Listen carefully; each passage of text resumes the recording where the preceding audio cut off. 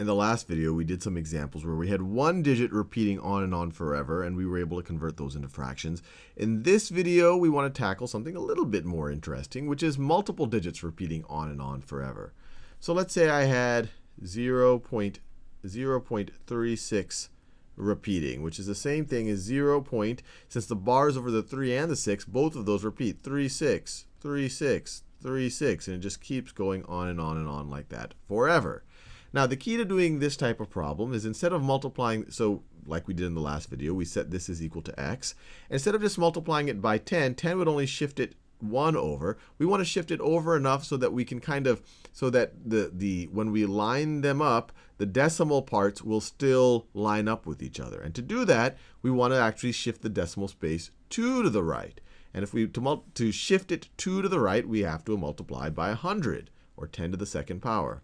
So 100x is going to be equal to what? We're shifting this 2 to the right. 1, 2. So 100x is going to be equal to, the decimal is going to be there now, so it's going to be 36.363636, on and on and on forever.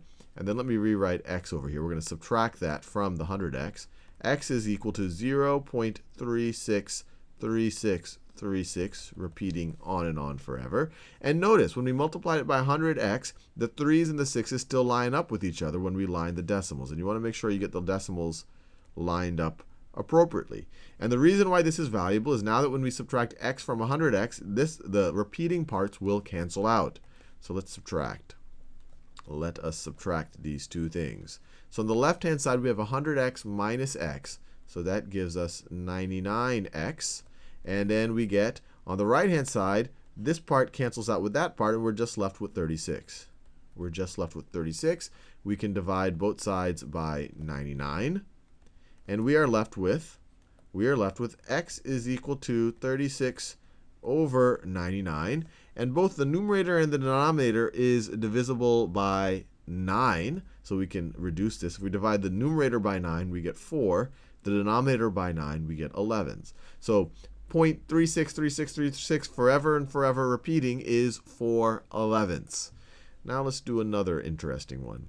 Let's say I have, and I'll just set it equal to x. Well, let's say we have the number 0.714, and the 14 is repeating.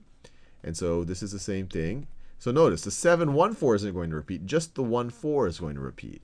So this is 0.7141414, on and on and on and on. So let's set this equal to x. Now you might be tempted to multiply this by 1000x to get the decimal all the way clear of 1714. So get the decimal all the way clear of 714. But you actually don't want to do that. You want to shift it just enough so that the repeating pattern can be right under itself when you do the subtraction. So again, in this situation, even though we have 3 numbers behind the decimal point, because only 2 of them are repeating, we only want to multiply by 10 to the second power. So once again, you want to multiply by 100. So you get 100x is equal to, we're moving the decimal 2 to the right, 1, 2. So it's going to be 71.4141, on and on and on and on. So it's going to be 71.411414, and on and on and on. And then let me rewrite x right below this. We have x is equal to 0.7141414.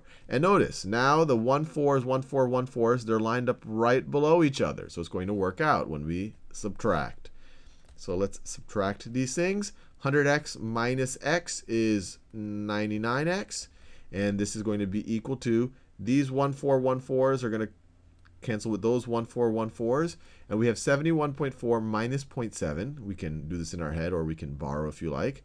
This could be a 14. This is a 0. So you have 14 minus 7 is 7, and then 70 minus 0. So you have 99x is equal to 70.7. And then we can divide both sides by 99. You can see all of a sudden something strange is happening because we still have a decimal, but we can fix that up at the end. So let's divide both sides by 99. Let's divide both sides by 99. You get x is equal to 70.7 over 99. Now, obviously, we haven't converted this into a pure fraction yet. We still have a decimal in the numerator, but that's pretty easy to fix. You just have to multiply the numerator and the denominator by 10 to get rid of this decimal. So let's multiply the numerator by 10 and the denominator by 10. And so we get 707 over 990. Let's do one more example over here. So let's say we had something like let me write it this way, 3.257 repeating. And we want to convert this into a fraction. So once again, we set this equal to x. And notice this is going to be 3.257, 257, 257. The 257 is going to repeat on and on and on. Since we have 3 digits are repeating, we want to multiply this. We want to think about 1,000x, 10 to the third power times x. So, and that'll let us shift it just right so that the repeating parts can cancel out. So we can get, 1,000x is going to be equal to what? We're going to shift the decimal 3 to the right. 1, 2, 3. So it's going to be 3,257 point, and then the 257 keeps repeating. 257, 257, 257. Keeps going on and on and on forever. And then we're going to subtract x from that. So here's x. X is equal to 3. You want to make sure you have your decimals lined up. It's 3.257, 257, 257, ... Keeps going on forever. And notice, when we multiplied it by 1,000, it allowed us to line up the 257s so that when we subtract, the repeating part cancels out. So let's do that subtraction. On the left-hand side, 1,000 of something minus 1 of that something, you're left with 999 of that something, is equal to, this part is going to cancel out with that part. It's going to be equal to, let's see, 7 minus 3 is 4. And then you have this, the 5, the 2, and the 3. So you get 999x is equal to 3,254. And then you can divide the numerator, or divide both sides of this by 999. Both sides by 999. And you are left with x is equal to 3,254 over 999. And so obviously this is an improper fraction. The numerator is larger than the denominator. You could convert this to a proper fraction if you like. One way, you could have just tried to figure out what the 0.257 repeating forever is equal to, and just have the 3 being the whole number part of a mixed fraction. Or you could just divide 999 into 3,254. Actually, we could do that pretty straightforwardly. It goes into it 3 times, and the remainder, well, let me do it. So let me just do it just to go through the motions. So 999 goes into 3,254.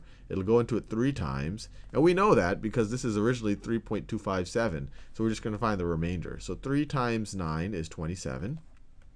3 times 9 is 27, but we have to add the 2, so it's 29. 3 times 9 is 27. We have a 2, so it's 29.